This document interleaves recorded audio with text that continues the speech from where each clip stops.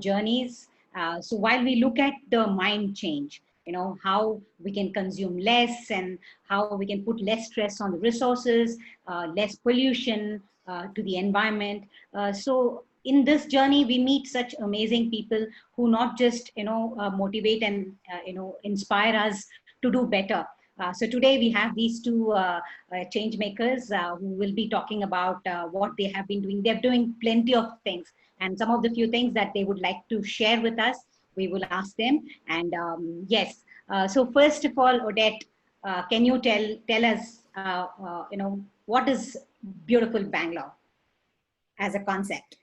Okay, first of all, we are not beautiful Bangalore, we are beautiful Bengaluru. I'll tell you why. The BE of beautiful and Bengaluru morphs into our motto or our philosophy, which is be the change. So how this came about is I did my share of complaining and grumbling like everybody does. And in Bangalore, if you live, it's impossible to not grumble, because especially if you've lived here down through the decades, you've seen it decline from 80s to 90s to the 2000s. And we said, instead of just grumbling, let's get involved and do things and be the change. Whatever the government does or doesn't do, it doesn't matter. Let's do at an individual level what we can do so that it collectively adds up. And we firmly believe that all these little small changes that we are able to do slowly add up. And we are now almost at the end of our 5th year, 4.5 years. And we are seeing that stuff which people laughed at us for 3 years back, today those same people may be doing it. So it's a slow process of change. People have all sorts of names for us. Well, some call me an evangelist, some say change maker, some say environmentalist, some call me a mad woman, which is also true. I need a good bit of madness to be able to believe. And as somebody once said, the prayer of people like us has to be to God every day, please bless us with enough foolishness to believe we can do what the rest of the world says is not possible. And it is with that persistence that we go through and try to bring about a change. So beautiful. Yeah, so congratulations on your 5th anniversary. Not yet anniversary, but yeah, I thank you, because when we look back, we never thought that we would grow into something that actually can make a difference and bring about a slow impact. So I just wanted to ask a follow-up of that is, it's been it's your 5th anniversary or 5th anniversary of sorts, but what motivated you to start Beautiful Bengaluru? Okay, so let me give you a small story which tells you why I decided to get involved. And get involved is a phrase which I use today very pointedly, because like I did at one point in my life, maybe 2 decades back, saying I'm too busy, I don't have time to get involved. There is an administration who has to do it. There are people paid to do it. Let them do it. That was my philosophy. I spent my 20s with my focus on my career, because I was in the corporate world at that time. My 30s was on my family. My children were small, and I did my fair share of grumbling. And that's when I realized that it doesn't really get me anywhere. So it would have been 2004, I think, which is now almost 16 years ago. I used to drive down a road in Indiranagar on my way to work, and it had one of Bangalore's classiest potholes. The kind which is, it's a small, narrow pothole, but deep. So you don't see it till you come upon it. And I would cross this pothole every day. And I would always think that, oh gosh, at night, if some two-wheeler goes on it, he may lose his life. I must do something about it. And I'd reach work, forget about it. On my way back, I took a different route. And every day this was happening. And every day I would feel guilty when I crossed that pothole. And finally, one day I said, no, I have to do something. I got down to it. Times of India at that time had a column where you could, send a photograph or send the details. I sent the details. Believe it or not, it was a Friday. And on Monday, when I went again, the pothole was gone. And for me, that was a deeply, I can't say moving experience, but it was a trigger for me to realize that the 2 minutes I spent on that email could have actually saved a life. Yes, and that's all it took. So this is my request to everyone who leads busy lives. The pace of the world is such, we all lead busy lives. That doesn't mean we can't do our bit in little ways. Absolutely. Click a picture on the way. If you see a fire burning something, click a picture.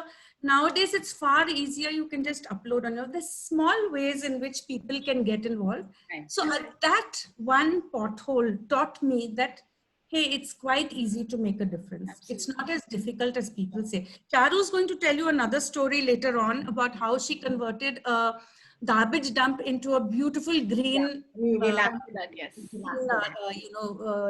belt. But there, it's not that it just takes a little effort. Some endeavors take a huge amount of effort, a huge amount of patience.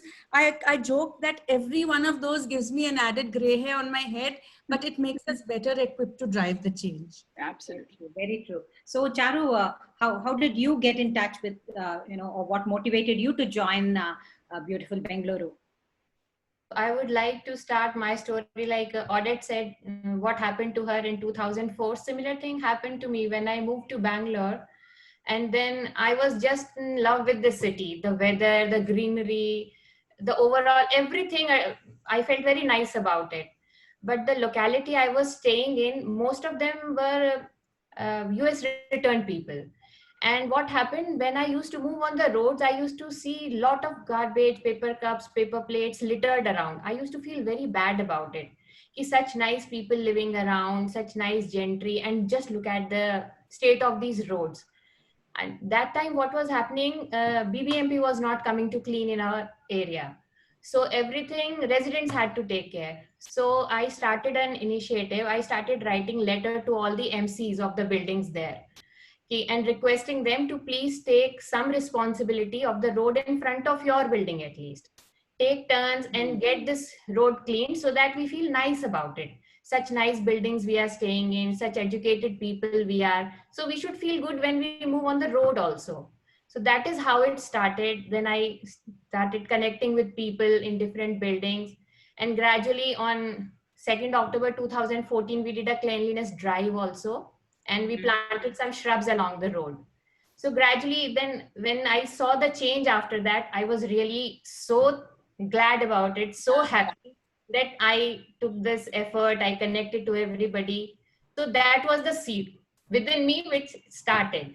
Then what happened, once I succeeded in this, then my eyes went on to the coconut grove behind my building. It was a big coconut grove. It was somebody's private property. We didn't know the owner of that plot. And what was happening, our building was located at the junction of 2 wards. So what was happening, garbage, our ward was fully populated and new construction was coming up day by day. And what was happening, people used to find it convenient to dump all the garbage in that vacant plot because it was very close to them. We'll come to that. I think that's what Odette was mentioning, right? We'll come to that. How I connected with her for beautiful Bengaluru. Okay. So that time we all were struggling about that, how to get it clean because we didn't know much whom to approach, what to do. That is when I got to meet Odette. Oh, She met the mad woman finally. I say that, but for me, you were an angel. So she. Yeah, I'm hearing such fantastic things that beautiful Bengaluru does, and it's such a nice and vibrant community. Charu, how many members are there in beautiful Bengaluru? How many volunteers are there? I think it's quite a lot, around 200 now. It's about 200. The thing is that we don't have very many active people. There are many, and what we see, most of our members are all busy people who have who work full time. Yeah. So what we earlier we used to have a lot of activities which involve physical presence. Like we did a lot of work at Lal Bagh. We transformed the Lal Bagh flower show from a complete mess and litter. It took us over, I think, 5-6 flower shows where we really needed both foolishness and persistence. And that combination worked. And we were able to finally set in systems and processes. When we first went to them to talk about, working to make the flower show litter free, the reply we were given is, no, we've no need. We said that you have such beautiful flowers and the streets are strewn with litter. We'd like to work with you on this. No need, we'll get more cleaners at the end of it. the concept of a clean public space was not there. So it was a huge uphill task, but we worked on little bits of the problem. And the point I'm trying to make is, for that, we actually needed physical presence of volunteers. So it's very, very exhausting and draining. And after those first 2 years, I realized the focus of change cannot come only through physically being there. We need to change at an individual level, in our own thinking, in our own, as Vani started, the consumption patterns, use less, consume less, switch completely to reusables from disposables. But that's not good enough. We need to inspire more people to, pick up these habits. So in beautiful Bengaluru today, we drive it through a lot of campaigns. So as we go on, we'll tell you more about these campaigns. But through these campaigns, what actually can happen, anyone sitting in HSR or Yelahanka or whichever part of town, however busy they are, when they go to do their shopping, when they're walking to of course, COVID has changed stuff like, having tender coconut at the corner guy. But during all such times, you're having momos by the roadside, how you can actually make the change by slowly inspiring that vendor. That was my next question, when there is lack of enforcement with the plastic ban, but still you all did that huge change, got the vendors to stop giving straws and plastic bags. So just give us a little bit about that, how is that possible? Yeah. So what we started doing is, actually it happened in the trigger was, I used to walk every evening and my walking friend moved out of the layout. Yeah, this is a different campaign, but yeah, this is when we were encouraging people to go zero waste, carry your own bags. You see Charu in the corner with that bag in her hand, these reusable bags. These bags are now my favorite gift, one of my favorite gifts. And I'm using them for, this is, I think, the 5th year in a row. So all we need to do is just get people to realize you don't need plastic bags. And a lot of people, another thing, as our thinking has evolved, a lot of people think shifting from plastic to paper bags is a good thing. Sure, it's better than plastic bags, which are non-biodegradable, which clog the earth, which, clog our drains. Yeah. Those are the lines from my Imagine There's No Plastic. I'll tell you about that in a bit. But what a lot of people think, paper is great, but then we have to make them realize that paper is also a treasured, precious resource. And the more we use paper for single-use bags, a lot of the stores are giving vegetables now on paper. We are actually impacting the tree resources. So we have to cut out paper and take the next step. So from non-biodegradable or banned items, we're encouraging people to take the next step. Not just eco-friendly is not good enough. Paper is eco-friendly, but go zero waste. That is sustainable. So that's the level. The picture you just put was a drive, which we keep doing, the zero waste drives. And there are a lot of, now I earlier used to be one lone mad woman. Now I have a lot in my pack. So that was our group of layout mad women going around with a. Yeah. So how did you reduce the plastic in the layout itself? So the first campaign for that. As I said, my walking friend moved out. So I got out on the streets and I needed to do something. So the first thing I went to the coconut guy who had the plastic straw. And I said to him, you are still using plastic straw. All the other guys have shifted to paper straw. He didn't know that. It was what I call a white lie. And I said the same thing to each one. And each one believed. And I said, you're the only one with plastic straw. There's a lot of fining by BBMP. If the inspector comes, how much do you earn in a day? He said 200-300. I said, do you know you'll pay 500 fine? Your 2-3 days earnings will go. I will help you save money. His eyes were immediately open and he was interested because I showed him that I want to help him. Yeah. And I think that's the first difference as against a lot of people who go and start shouting at them saying, don't you know there's plastic ban? How foolish you are to use it. Stop using it. And I might have done that 20 years ago. I think this day has taught me to change my strategy. So I told them, I'll get you, as we tied up with a local vendor, and we gave them 100 straws for 60 rupees. And we gave them a poster. I don't know if you're able to put up that poster which said the series on the straw, Aarti, just in case it's possible. So it said plastic straw, ₹100 fine. Paper straw, ₹2 extra, no straw free. So we made these and gave it to all of them. and we got them the vendor. The first lot we actually gave them 1 pack free. And what they realized that earlier they used to spend 500 to 600 rupees on their plastic straws in a month. Yeah. Now what was happening, instead of money going out, they were making a profit of 1 rupee 40 paisa per straw. So they preferred that. We didn't have to persuade them to not do it, to not go back to plastic. And look at it, how beautifully it worked. The customer didn't want to pay the extra 2 rupees. So what did the customer start doing? No straw. No straw, don't want. And customers started drinking without straw. So we achieved our zero waste objective. And there were few who would actually bring a bottle from home and get them to pour the water in it. So 7 to 8 customers out of 10 go with no straw. So the waste has come down. Otherwise, around our coconut guys, you would see this mass of plastic straws thrown. They didn't know about cleanliness and litter. So this is what we meant. And it wasn't me alone. One person cannot do something this. So in our layout, we just created a group saying anyone who wants to be, on this group to weed out plastic. So we did it with the coconut guys. We did it with all the cart vendors who were selling vegetables. You saw the photo of some of them. Yeah. We did it with all the shop guys, and we were some 10 ladies on this group. We had a few gents too, but they were not, constantly going to the shop. And if some guy had a plastic bag or he was violating, picture was shared within a few hours, 3-4 of us would land. Finally, they probably said, "Arey, just to keep these women away, no point." Fantastic. So I love the whole, the entire vigilante system that you have, where everyone's on the lookout for evildoers. You have so many interesting campaigns, and we are going to talk a bit about some of them that interest us. One of which is Treasures for Trash. And Charu, could you? Before we go to Treasures for Trash, can I just tell you one more part about the thing? Because I hope other people will be inspired to try it out. Humor goes a long way. So as I said, first thing is let them know that they will save money and you are on their side. And I started by saying, see, if you listen to what I say, you will never get fined. To them, that was a big thing because they're very scared of the law. So they got knowledge and they learned how to be.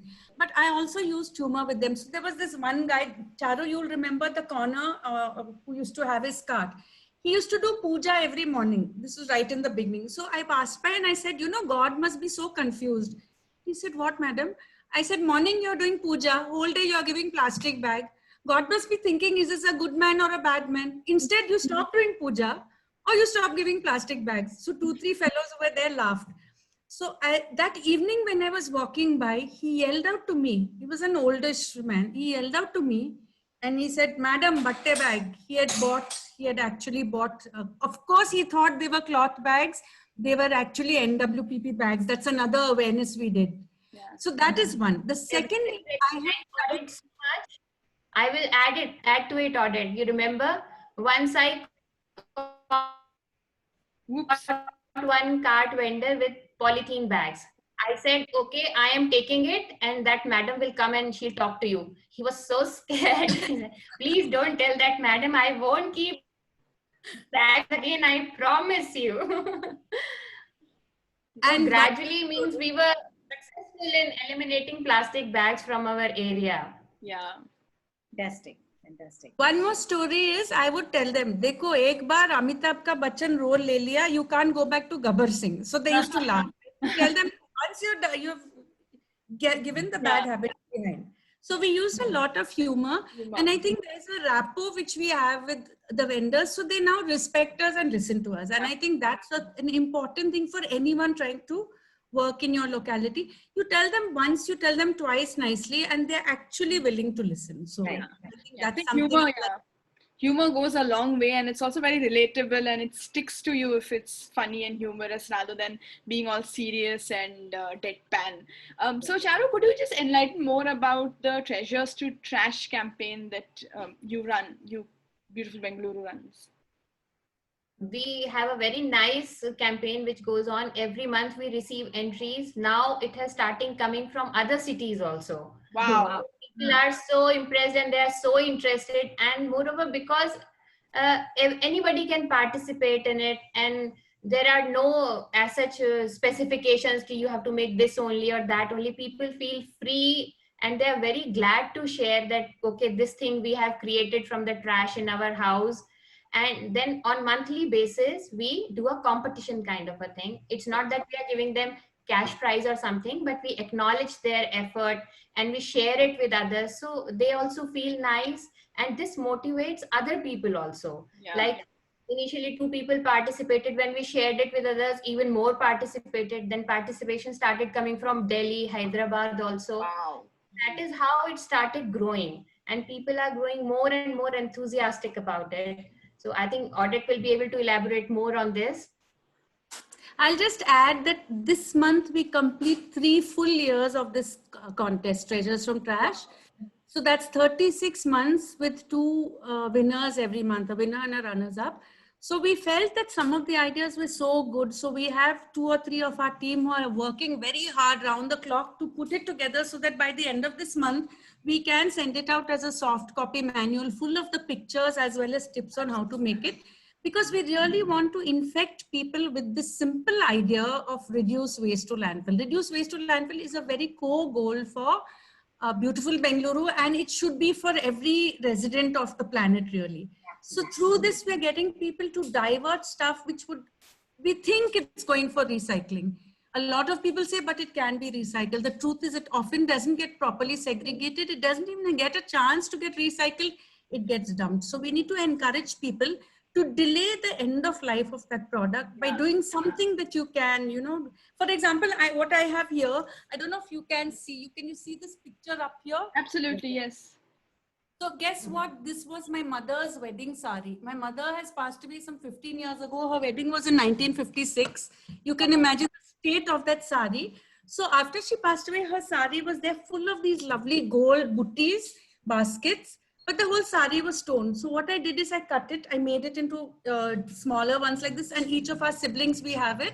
So it is a treasure which people had actually told me, why don't you just melt it and you'll get some gold? What would that have been? A few thousands and it was gone. But here it's a living treasure. Memory. So these treasures, this is the kind of thing that we are encouraging people to do. And incidentally, during lockdown, we switched from treasures, from trash. We now have a 2.0, which is what? Food items that you make from waste. So it all started with one of our team who said, who was it who brought the watermelon? Yeah. Vidya said that today I made dosa from watermelon. You know, the white part which we don't use? Yeah. Most of us throw it or compost it. When I put it in my compost bin, it was a pain because it would fill up so fast. It would give out a lot of liquid. So Vidya said, you know what, you just mix it with an equal quantity of rice and you can make fantastic dosas. Then we launched our Treasures for Trash 2.0. Recipes started pouring in. Somebody said, hey, you can make fantastic jam. So today, coincidentally, it's lying right here. It's warm. I've made watermelon jam. So this would otherwise have gone into compost. In my home, in most other homes, it would have gone into waste, and God knows whether it would even reach a. So this whole mindset of send nothing to waste, live sustainably. I have Vani in front of me, who's, I think, the living example of composting. And I've been composting now only, if I'm ashamed to say it in front of the veterans, of maybe 4 years now. And initially, I think that first 2-3 months, my husband still grumbles that it stinks, but I love that smell of that earthy smell. And I think to know that we are sending zero waste out of the home, all the peels we are converted into the bioenzymes. So we no longer have Harpic and all those things in our homes. Right. And this is something which all of our beautiful Bengaluru members, we try to make one, raise the standard as it were, and in your communities, try to encourage more people to do this. So Odette, I want to come to another question. We're all looking at how we'll save water and all that, but you are known to have a bath with 3 mugs of water, which is like, I wonder how. So I just really want you to talk to us about how you not just save water, recycle water and all that. So what is that, what kind of message are you passing through this kind of, minimal usage of good resource? Yeah. So first of all, Vani, let me clarify that I bathe with 3 mugs of water without compromise on the end result. That second phrase is very important. So a lot of people must be thinking, she just tosses it here. And So the simple, let me put it this way. Growing up in Chennai, we grew up through dreadful water shortages. I was from a big family. So you got your turn to bathe once in 2 days or 3 days. In Chennai heat, you can imagine. So I think that somehow gave me the inbuilt thing of being careful with water.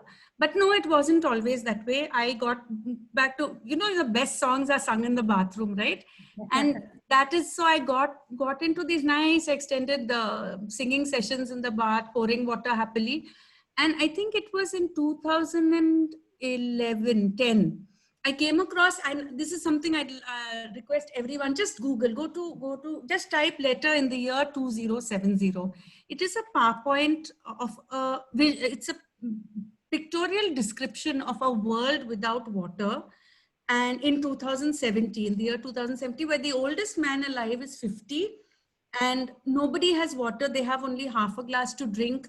So women can't, they don't have long hair, they have to rub oil.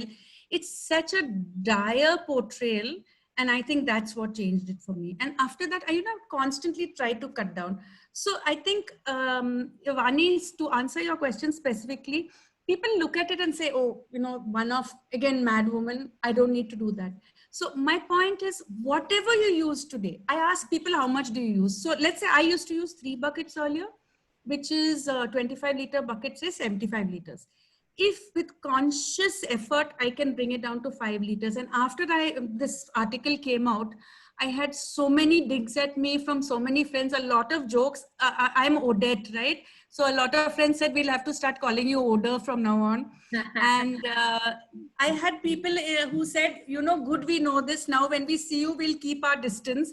So my reply was, if you see me and you consciously think that, oh gosh, she hasn't used enough water, then my job is done. Because when you bathe, it will make you realize I'm using too much. And I think that's the seed I want to put in people's mind. But every time after my bath, my husband, anybody who is around will ask me, did you really have a bath? You just went in and you are out. So we're not conscious of how much water we use. And it looks like we haven't had a bath. I said, I had a very good bath and I have, no issues with that at all. So you're speaking I have a cousin who used to tell me that his secret was, when he would went right through his childhood, when he would come out, his mother would touch his hair to see if it's wet. So he said, I had a bath right through my childhood, just 1 mug of water. That's it, wet the hair.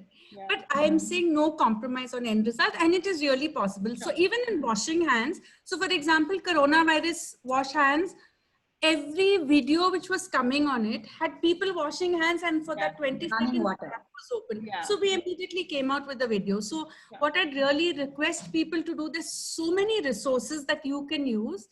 Go to beautifulbengaluru.org. beautifulbengaluru.org. Right on the top, you'll get our Twitter, YouTube, all of these. And in resources, the posters, videos, there's lots that you can have on every subject, because I'm always with my phone. I'm always clicking things like dog poo on the road. People say, oh, this mad lady's clicking again. But I'd convert that into a poster on pet responsibility. We'll get to that a bit later, but I'm more interested in the beginning when you spoke about Charu's campaign of changing a dumping ground into a green space. Charu, you had begun it and we promised we'll come back. So can you elaborate a little more on that?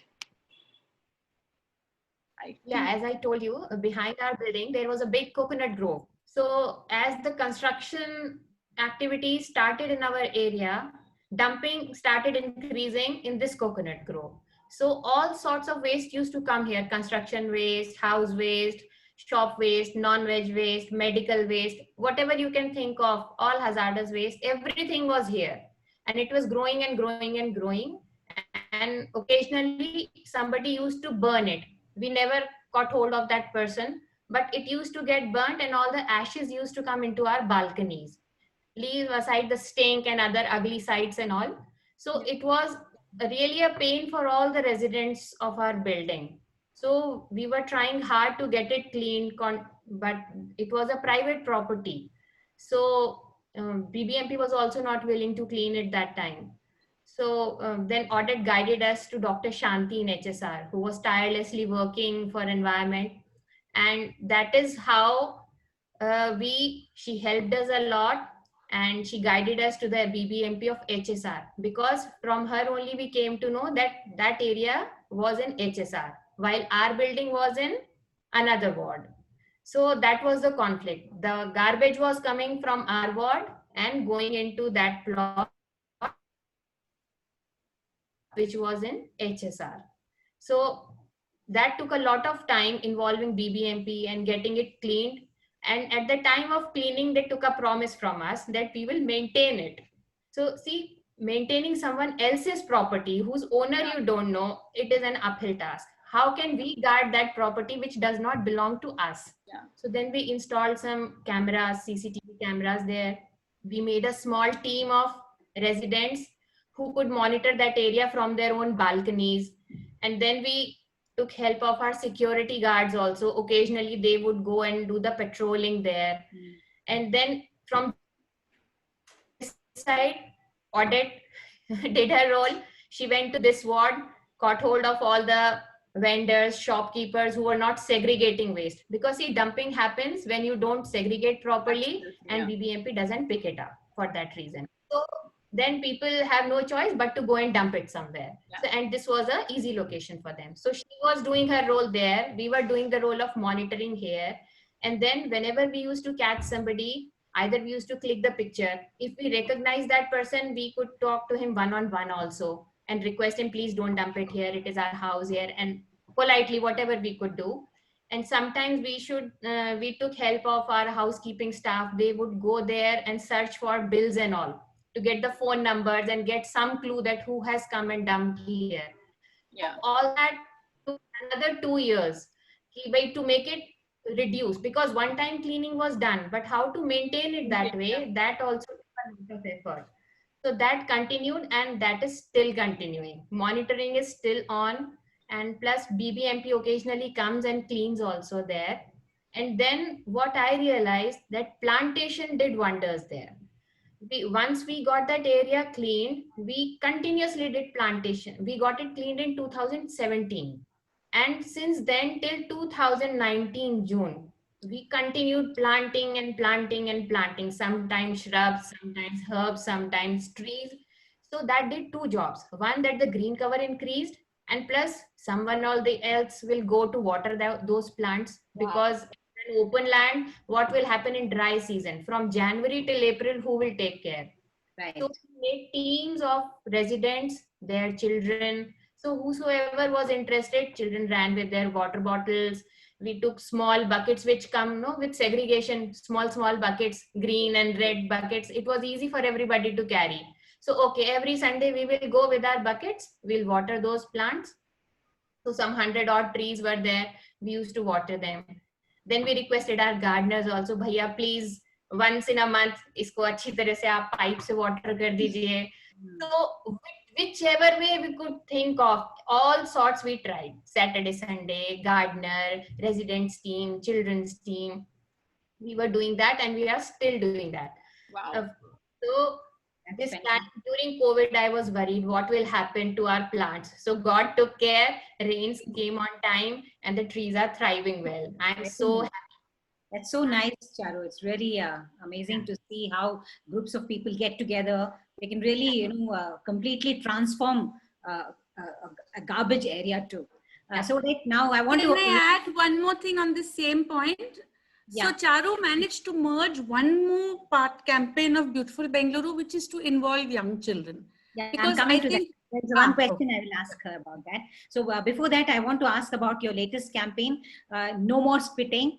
You've got the power star, mega star, Puneet Rajkumar to endorse it. So we really want to hear a lot about that, because with this COVID times, having realized that the spit could be one of the ways it could be, it could pass, the virus could pass. So please tell us about this, and really wanting to know more about it.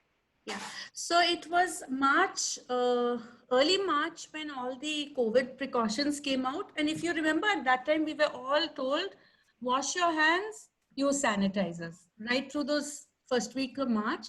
And while I was washing my hands, I would keep looking out on the street below. I don't know if you can see the street below here. Literally, I would see 20 people in that 1 hour spitting, because it's a dead end which leads to a slum.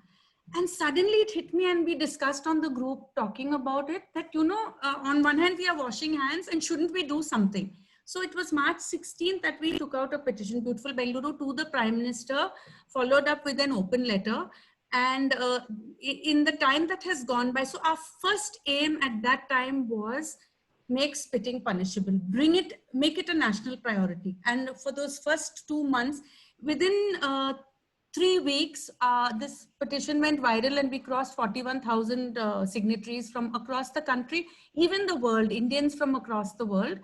And I think the numbers would have gone much higher up, even had we not closed the petition the day that 15th of April, when MHA announced that, yes, spitting is punishable. We kept bombarding the ministry, the PMO with tweets in every way. At all, we left no bases covered, email, website, everything through the PMO office. So this was the first step. Our second point in our open letter was, it has to be a national priority. Prime Minister has to mention about it in Mann Ki Baat, which he did on 26th April. Right? So a lot of people said, congratulations, you've done it. I said, no, it is only the first step of a long journey. Our aim was not to make spitting punishable. Our aim is to make spitting stop. We have brought it into the national spotlight, and that is done. If enforcement happens, very good. If enforcement doesn't happen, it doesn't matter. We now have to move to the awareness building stage. Now, let me put it quite simply. There are two kinds of people in my world at this point of time. To quote my husband, he says, you either have people, you look at it, oh, this one is spitting, this one didn't spit. Yes, there are two kinds of people, those who spit, those who do not spit. Our campaign is called Stop India Spitting. It's not called Stop Spitting India. Had I called it Stop Spitting India, people would have said, I don't spit, it doesn't involve me, and tune out. But no, if we want people to stop spitting, those who spit, they cannot bring about the change. It is only those who don't spit who can bring about the change. We need them to get involved, and that is why our campaign is Stop India Spitting. How can we get people involved, and why do we need to get people involved? Vani, you rightly said, with COVID, it is critical just now. Yes. Because the whole country is trying to stop COVID. If I look down on my stretch, spitting hasn't stopped one bit. People are wearing masks, yes, they move it aside, bend and spit, because they don't get the link that spitting spreads disease. Absolutely. So again, here there are two ways to handle it. I can yell out and shout at, hey, you stupid guy, why are you spitting? Don't you know? And if I want to get his attention, that might be the only way. But if I'm walking down on the road, I pass by this swiggy guy who getting on the bike, like we take a breath of fresh air before a difficult job, a deep breath take, before a difficult job. A lot of the lower socioeconomic people who were never taught that spitting is not okay, we can't blame them. They were never taught. They grew up seeing spitting. Before they enter the building, it's like, bracing yourself for the day's work, they will spit once if you watch it. So this Swiggy guy was getting on his bike, he pulled off his mask, he spat and put it back with his delivery bag.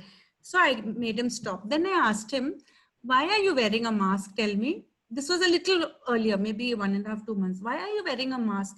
He looked at me, why I'm asking him. He said, COVID. I said, you don't want to get COVID, that's why you're wearing a mask. No, but if you spit. So they don't have the link. Yeah. They don't get the link. So through our posters, so we have this set of posters, which says very simply, a very good link between, which says, no spitting, please keep the virus away. So through these posters, we are now encouraging every resident, whichever part of the country you are, please access these posters. If you go to beautifulbengaluru.org, you will get the posters. Even better, send an email to stopindiaspitting@gmail.com. You'll immediately get an auto reply, which tells you different levels of involvement without spending time. With spending time, it gives you a link to the drive, which will access all these posters. So the poster you put out, Aarti, which has that spit spreads death, there's a story behind that poster. This, do you know which, where the visual is from? Does it sound from the Spanish flu? Yes. Going across many groups, I first came across it 2 months back, and I said, wow, what a powerful poster. I traced it through Google. I traced it to Mutter Museum in Philadelphia. There's a college of physicians in Philadelphia. This is from their library. So one of our volunteers located the email ID. I mailed them. We went through three weeks iteration. I had to fill in very detailed forms. I explained about the campaign, and then I got permission to use it. And in the initial terms, it looked like we'd have to pay a lot of money. And we said, look, we ourselves are volunteers. We have no funds. So we'll really be grateful for the permission to use this free. So we got that permission, and I had an interesting chat with this lady saying, you know, this is Spanish influenza 1918. Who knows, 100 years from now, people may be going through our correspondence and see how this picture helped India to stop spitting. I hope that happens. And speaking of interesting ways and interesting slogans and humor to garner attention of people, I want to draw attention to an interesting rendition and take that you have on John Lennon's Imagine. And if you could sing that rendition for us, it'll be extremely beneficial to all the John Lennon and Beatles fans, not only them, but anyone who's passionate about the environment.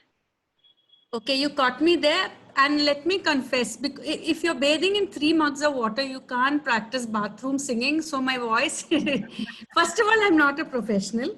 Secondly, I mean, the words just came out. I like to bring in all kinds of medium, poetry, music into. Write a lot too. So I'm willing to set myself up here and sing.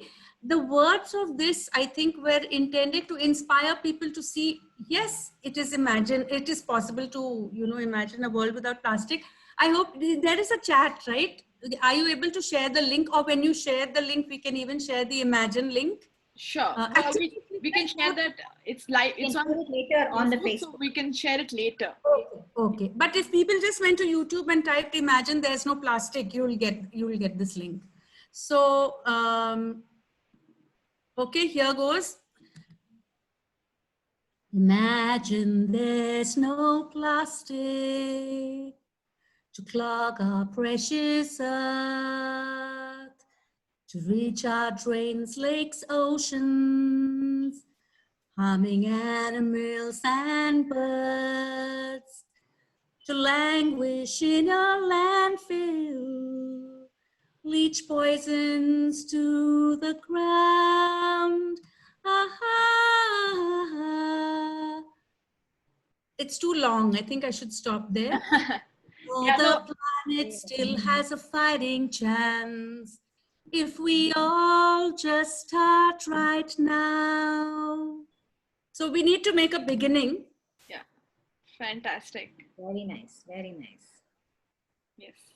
So I think Charu, you can just share about those children. How did you involve them? Because we're running out of time. Then I want you guys to give some tips, basically how people can start. What are the few things that first steps, you know, that they can take? So Charu, if you could just, share your, with the kids, the campaign with the kids. Sure.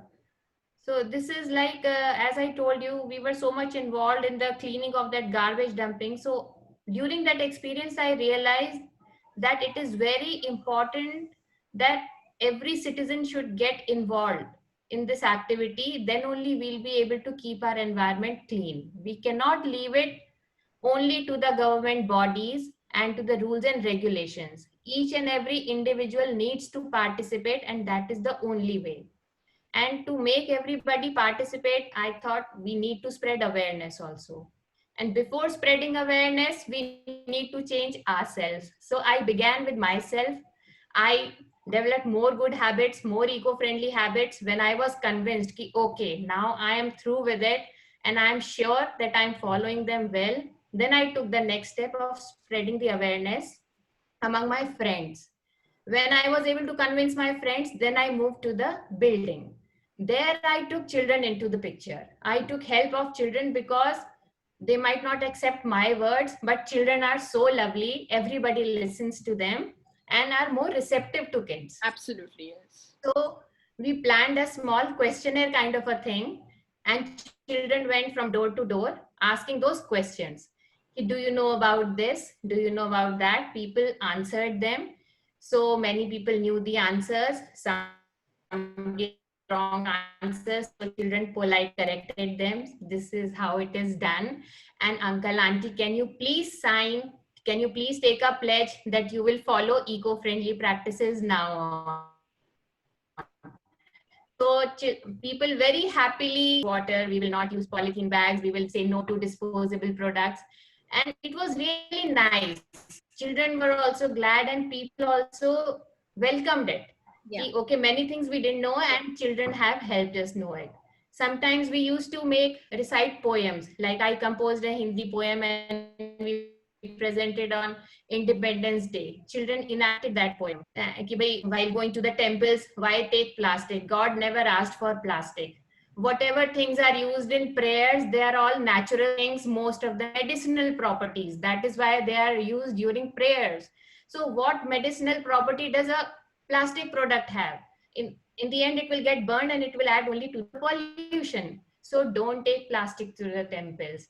So that is how gradually children participated. They presented the ideas in front of the residents and everybody accepted it. Now gradually I see a change in my buildings residents behavior also. And beautiful Bengaluru gave me the courage to move out to the vendors, to the street vendors, to the supermarket owners, and even to Club Mahindra. While I was on a vacation, I talked to the manager of Club Mahindra also about segregation and all those things. Then I referred them to beautiful Bengaluru site also. For details, you can refer there. Means She's this book proving, really gives us the courage. Charu, you're proving that a true change maker never takes a holiday from being a change maker. So it No, was a gradual progression. Yeah, it was a gradual progression from myself, from micro to the macro level. Wow. So, and children are still playing a very important role. They, even now, they take care of the plants. They are learning new things which can be done at home in eco-friendly manner, segregation and all these plastic things, how to say no to them. Now children are going up to that level. They won't buy a biscuit which has multiple layer of packings. Wow. They won't order from, yes, they will say, Mama, this has multiple layer of plastics. We will not take this. We will not buy this. Then we will not order from Amazon or Daily Ninja if something is available on a nearby supermarket. We can very well walk down to that supermarket. We can avoid that packaging which comes along with these things. So we can wait for 2-3 days. On weekend, you can go and buy the thing for us. Don't buy from online stores. So, and similarly, like something comes, Mama, this polythene is coming. Why don't you complain to them? So then we follow up with these online agencies also, with Amazon, with Daily Ninja, that why are you giving so much of plastic? We will not buy from you. So we practically, we had stopped buying everything from these things. But during COVID, it became little tricky because we were not allowed to step out of the house. Otherwise, people had almost boycotted these things because of immense use of plastic, which was coming with it. Given the tips on what all they can, start off as first steps, so that Yes. if you can give generally, what are the things that they can take away from this? Start simple, how they can progress, and everything need not happen together, but start at first few steps. So let me just pick up from what Charu said of how her children, completely changed their outlook. And it's because of COVID, again, the convenience aspect came in, or it became a constraint. But that's one line. And Vani, I don't know if you remember, 2 years back, that was the first personal message I got from you. Till then, we were just, strangers on a common group. And that was the day, June 5th, World Environment Day 2018, when I did my Imagine There's No Plastic. And you wrote to me saying, I really love that line, live each day with the conscience, convenience no longer counts. So if there are quotes for Abe Lincoln and Mahatma Gandhi, for Odette Cartwright, I think this is the one line I hope in decades, for years from now, the generations from now, I'll be remembered for, because really speaking, at some stage you realize you have to stop thinking about the convenience and start doing the right thing, not what is right for you, but that is right by the planet. And we see the way that the waste is piling up everywhere. Here, let me just give you a very quick in my 10 years in Delhi, I lived in Delhi before I came here 6 years ago. Before that, in the first 10 years, I didn't know anything about segregation, and I gave everything in a mixed bag of waste for 10 full years, from 86 to 96. And when I went to drop my daughter, who studies in a campus just close to, it's in Haryana, I passed this huge mountain, and I kept thinking, I didn't think there was a mountain in Delhi. And I got closer and I was horrified to see it's a mountain of trash. It was the Bhalswa landfill, which caught fire and burned non-stop for 9 days in last year before last. My daughter had to wear a mask throughout.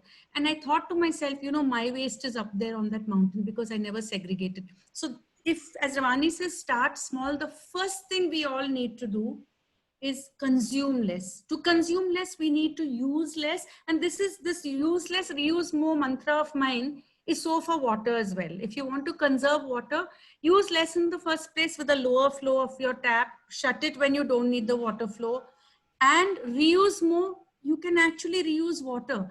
I give my water talks by asking people, would you bathe with mineral water? And they say, no, of course not. Why would we waste such pure water and expensive water for something like that? I say, but we all do exactly this every day in our homes. We wash our dirty pocha with fresh water out of a tap. We rinse our plates with fresh water out of a tap. We don't need such pure water. So evolving, so I have a framework which unfortunately I couldn't share, but I can share it with you for the Facebook page. Where I call it the eco-waternomics framework. So use only that purity of water. So every time I wash my hands, it's in the kitchen or in the bathroom, I collect that soapy water in a basin. And that water is further used to either wash the wash basin in the bathroom or rinse the dirty plates. So each one can start evolving how they can reuse water. Reuse RO water, which is a huge way that many people waste it. Collect RO water, use it to rinse your dishes, use it to wash your pocha. So use less, reuse more is the simplest way everyone can do. When you're buying stuff, like Charu also said, be conscious, packaging, cut out, carry your own bag. BYOC is a concept. Carry your own bags. I have my one sturdy bag and all my small produce bags, and I'm done. I don't need to bring in any extra packaging. With these two, be very conscious of avoiding banned items, banned plastic. Every time you're gifting flowers, COVID changed a lot of stuff. We no longer can have tender coconut. We no longer give flowers, but that's going to pass and we'll get back to it. And I'm so worried that plastic will be back with a bang, which we have to avoid. So we have to tell everyone to be conscious that when you give a bouquet, you don't need plastic. We actually invented cloth bouquets, So we have a cloth fabric project drive as well, which unfortunately went into a back burner because of COVID. Because one day while I was walking on the road, I saw a lot of fabric scraps which were junked. And to my horror, I came to know that all fabric scraps from tailors in the city go to landfill. So we started a project where we were collecting these scraps. So at our layout level, all the tailors, we were collecting them and we were reaching it to 3 sources where amazing stuff is getting made. So that again, I can share with you through the Facebook page. But this is what I would like everyone to do. Think of what is going to landfill. Think of a way you can avoid it. So we have our pineapple guy, Pineapple Babu down the road, who every day had bags of pineapple which were getting wasted. And one day I said to him that, if we want it, will you give it to us? I tried to get him to make bioenzyme Vani, but he didn't bite. So instead, I tied up with an NGO which works with intellectually challenged adults. They pick up his pineapple bag every day and they have been making bioenzyme and they are now selling that. And through that, their intellectually challenged adults are actually are able to earn. So Wow. what I ask people to look at, wherever there's an opportunity to divert some waste, connect it to somebody else who will use it. Yeah. Sure. Blog Raja always says you have to connect the dots. Blog Raja, he always says you have to connect the dots. Exactly. It's all about that, Yes. Yes. Absolutely, yeah. However busy we are, each one of us can find our own way to do our bit towards the environment. Absolutely. However busy we are. Absolutely. Yeah. And I think with this, I think with this we are sort of ending with our EcoTalks episode 6. It was so wonderful to have. Can I add in one more thing? Sure, yeah. We Yeah. still have like So 3 one minutes. of the very critical things I forgot to talk about, if we are talking about reducing waste, there is so many people who are conscious of plastic usage, but there are two aspects where they don't think about is the use of disposables. So whether it's at your parties, disposables, a lot of people think if I've shifted from plastic banned items, those, silver plates, most people don't know those plates are banned because they have plastic lining, or even the silver pouches for food. People think I'm not using that, I'm okay. But those arachnid plates, all of those actually have a carbon footprint. They generate waste. It's better not to use them, switch to reusable. But I'm talking of two critical contexts in terms of diapers and sustainable hygiene for women. So I switched to the cup at a very late stage. And at that stage, I would have thought, to use the analogy, and people find this roaringly funny, you won't put new tires on an old car, right? So I kept thinking, should I not? Eventually I took the plunge, and I really wish every woman who watches this or can inspire others to switch to a reusable cup or a reusable pad, because that's a huge amount of waste that we are diverting from landfill. And in today's context of masks, no disposable masks, please. Because those are further infecting our cleaners and causing litter. Yeah, absolutely. All need to switch to reusable masks. So, to have a funny note at the end, Dr. Meenakshi and me, both of us always say we missed the bus. We couldn't use the cup, seeing the kind of liberation people have using it. We talk about it a lot, but we both missed the bus. And it's like, I wish we had my period, that's the kind of feeling that we have. Yeah. So thank you so much, both of you, for, enlightening on all the campaigns of beautiful Bengaluru, and more power to you. And you inspire more people, and then in turn, will be the influencers in their own spaces, and you just pass the baton, and that's amazing. Thank you so much. Can you see this poster? No, it's the one which says, if many little people in many little places do many little things, they can change the face of the earth. And together, I know we can. Yes, absolutely.